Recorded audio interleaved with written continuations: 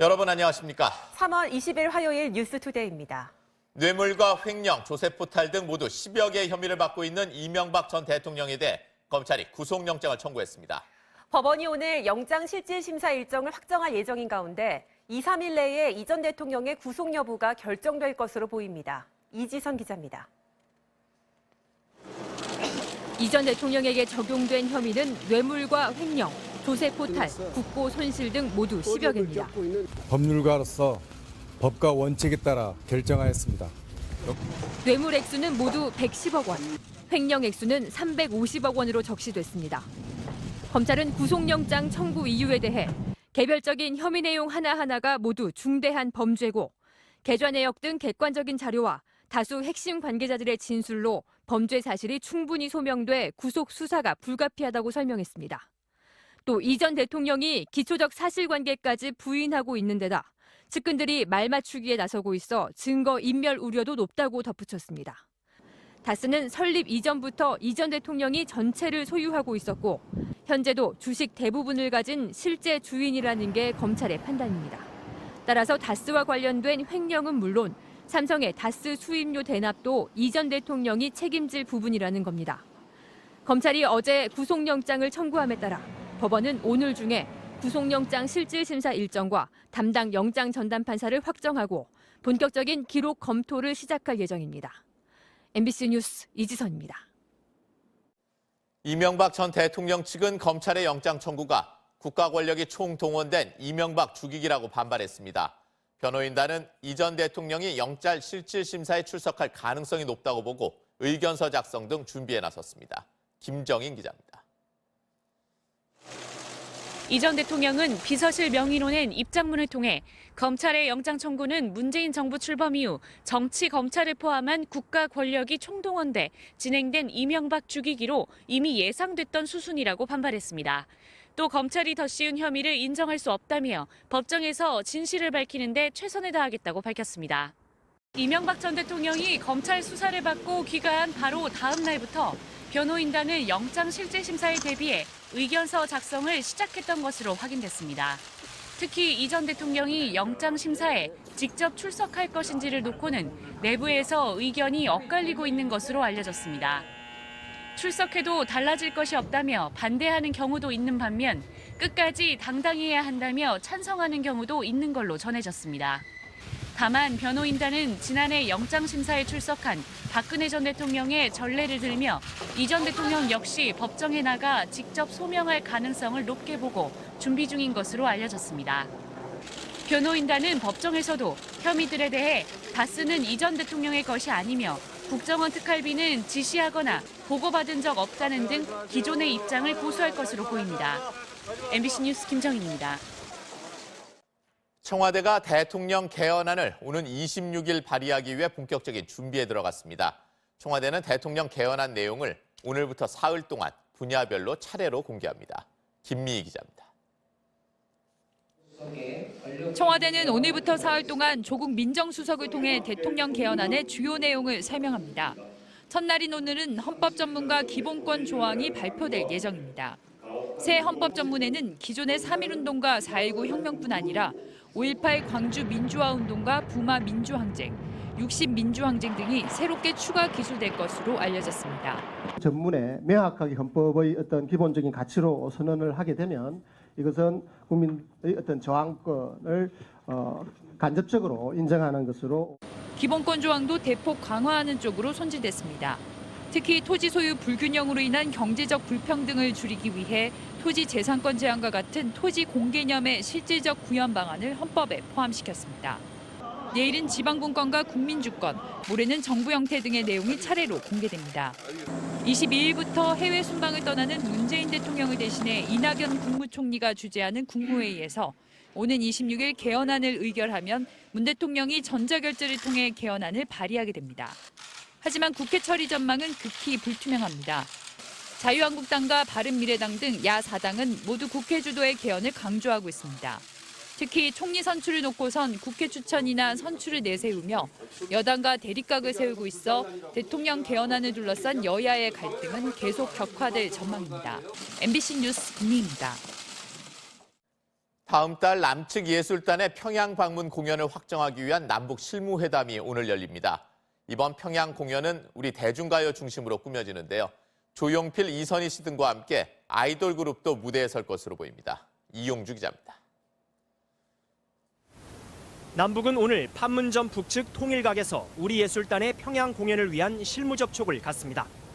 다음 달로 정해진 공연의 구체적인 일정과 장소, 출연진을 확정하기 위한 회담입니다. 공연 음악 감독을 맡은 작곡가 윤상 씨와 현송월 삼지연 관현악단 단장이 각각 남북 대표로 회담에 나섭니다. 우리 측은 다음 달 초나 중순 이후 공연을 제의할 예정이며 공연 날짜에 따라 출연진도 달라질 것으로 보입니다. 현재 유력하게 거론되고 있는 출연 가수는 과거 방북 공연 경험이 있는 조용필과 이선희, 윤도현 밴드 등입니다. 또 보아와 엑소 등 SM 소속 가수나 아이돌 그룹 가운데 한 팀도 출연 대상에 포함됐습니다. 공연 구성이 아마 이번에 대중음악 중심으로 되는 것 같고요. 그래서 시일도 촉박하고 빠른 시일 내에 행사 준비를 해야 되는 관계 등 여러 가지를 감안을 해서 이번 공연은 평창올림픽 당시 북측 예술단의 방문 공연에 대한 답방 행사로 이달 초 대북 특사단과 김정은 위원장의 합의 사항 중 하나입니다. 현송월 단장이 협상에 직접 나선 점으로 볼 때 우리 출연진과 삼지연 관현악단이 합동 공연을 할 가능성도 있습니다. MBC 뉴스 이용주입니다. 한미 군 당국이 오늘 한미연합 키리졸브와 독수리 연습 등 연합훈련의 규모와 일정을 발표할 예정입니다.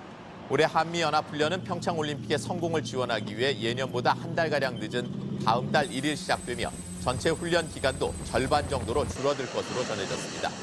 또 비원비 전략폭격기와 핵추진 항공모함 등 미군 전략무기와 미국 본토의 증원 병력도 참가하지 않는 등 전체 참가 병력 규모도 축소될 전망입니다. 남북한과 미국의 전현직 관리와 전문가가 모여 논의하는 반관 반민 1.5 트랙 대화가 현지 시간 어제 핀란드 헬싱키에서 핀란드 정부가 주최한 만찬을 시작으로 공식 일정에 들어갔습니다. 이번 남북미 1.5 트랙 대화에는 국가별로 6명씩 18명이 참석한 가운데 조금 전 끝난 만찬 행사에는 각국 대표가 모두 나와 1시간 40분가량 식사하며 서로 인사를 나누는 등 첫 만남을 가졌습니다. 북측에서는 최강일 북한 외무성 아메리카국 부국장이, 미국 측에서는 캐슬린 스티븐슨 전 대사가 참석했습니다. 현지 시간 오늘과 내일 양일간 진행되는 회의에서는 각국 대표들이 정상회담에 대해 의견을 나누며 비핵화 조건을 논의할 것으로 보입니다.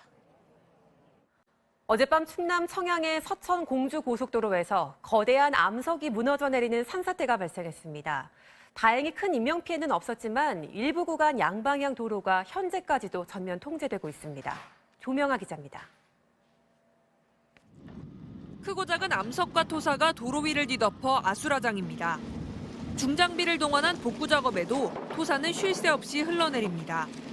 어젯밤 9시 반쯤 청양군 번면 서천 공주고속도로 공주방향 51km 지점에서 산사태가 발생해 600톤가량의 암석이 도로 위로 쏟아졌습니다.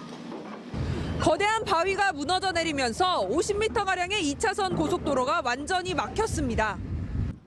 이 사고로 승용차와 1톤 화물차 등 차량 3대가 토사에 밀리거나 낙석에 부딪혀 파손됐고 이 과정에서 승용차 운전자 45살 장모 씨가 다쳐 병원으로 옮겨졌습니다. 또 청양나들목에서 서공주 나들목까지 13.7km 구간의 양방향 4개 차로가 전면 통제됐습니다. 한국도로공사는 지반이 약해지는 해빙기에 밤사이 많은 비까지 내리면서 산사태가 발생한 것으로 보고 있습니다. 해변기도 지났고 하다 보니까 이 균열이 벌어지면서 서서히 모든 암이 안정되지 않고 불안정하다 보니까 지금 이렇게 무너진 걸로 지금 판단이 있습니다. 도로공사 측은 중장비 10여 대를 동원해 도로 복구 공사에 나서는 한편 추가 붕괴에 대비해 전문가들과 함께 인근 교량 등에 대해 안전 점검을 벌였습니다. MBC 뉴스 조명아입니다. 어제 저녁 서울 신촌 세브란스 병원에 폭발물을 설치했다는 허위 신고가 들어와 군과 경찰이 출동하는 소동이 벌어졌습니다. 대전에서는 승용차와 택시가 충돌해 운전자들이 다쳤습니다. 이재민 기자입니다. 병원 앞에 경찰이 통제선을 설치하고 군인들은 주변을 살핍니다.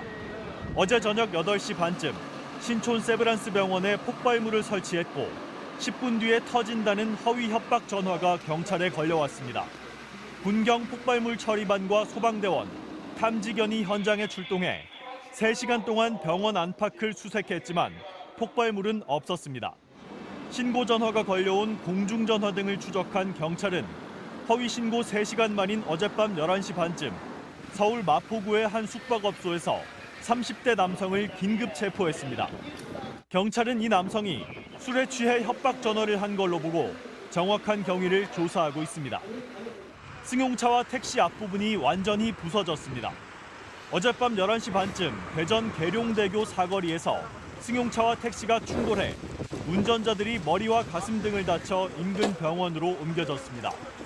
경찰은 운전자 한 명이 신호 위반을 한 걸로 보고 정확한 사고 경위를 조사하고 있습니다. 어제 저녁 8시 15분쯤엔 서울 강북구 번동에 한 2층 주택 1층에서 불이 났습니다.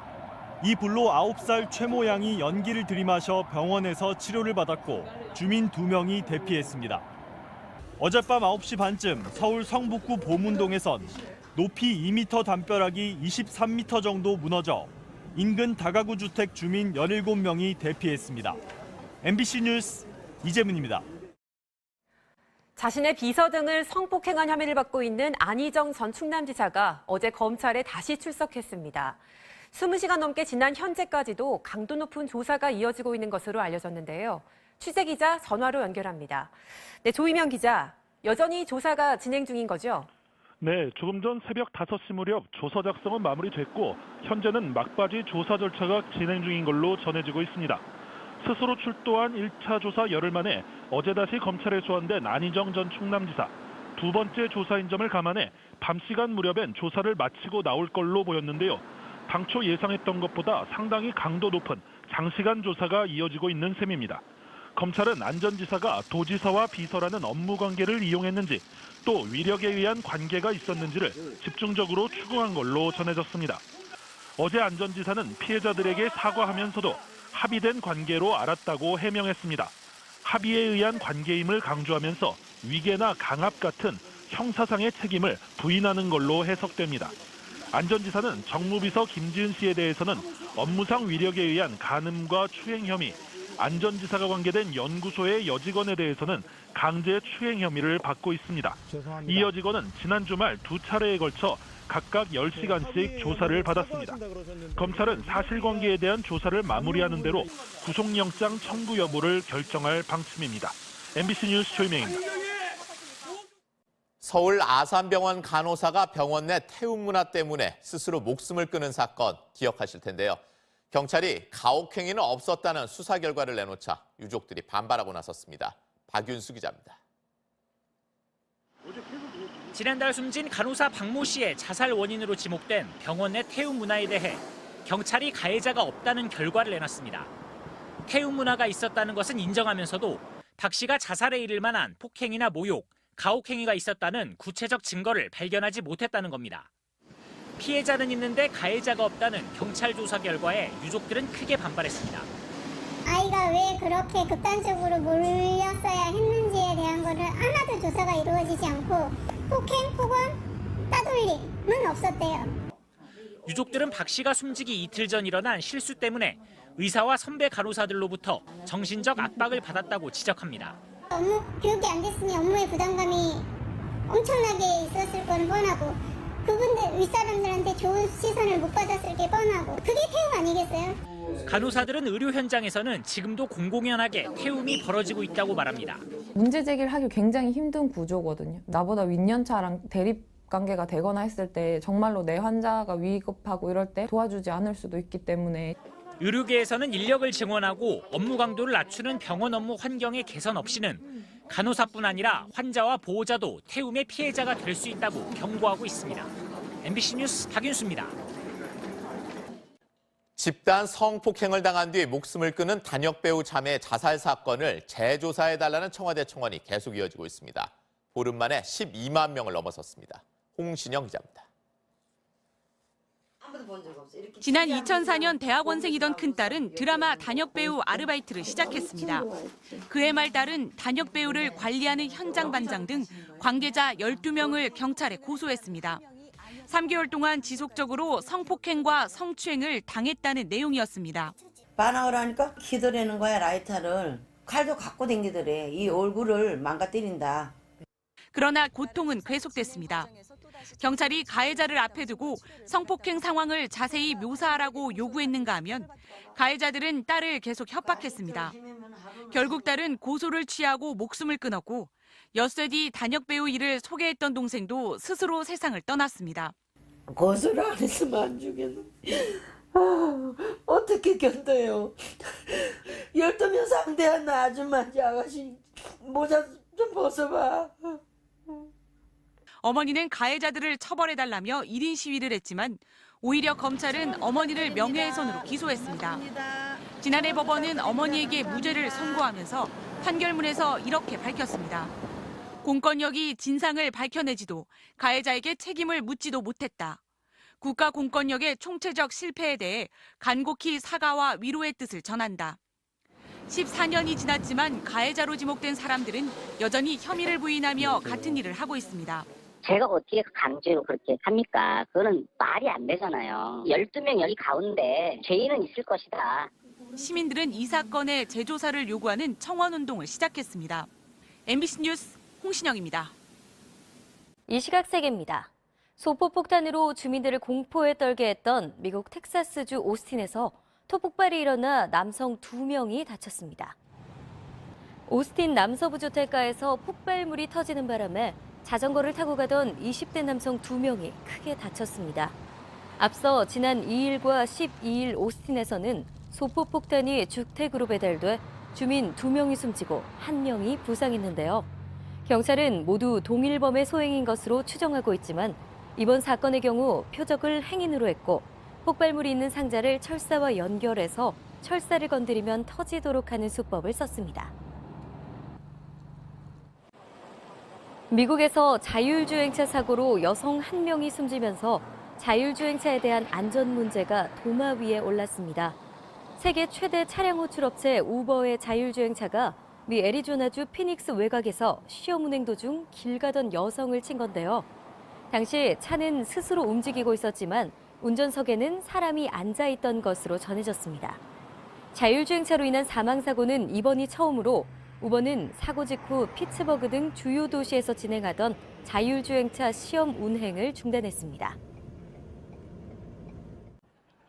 애플의 창업자 고 스티브 잡스가 45년 전 취업 준비 당시 썼던 이력서가 경매에서 17만 4천 달러, 우리 돈 1억 8천만 원에 팔렸습니다. 이는 당초 예상가보다 3배에 달하는 금액으로 낙찰자는 인터넷 사업가라고 전해졌지만 정확한 신원은 공개되지 않았습니다.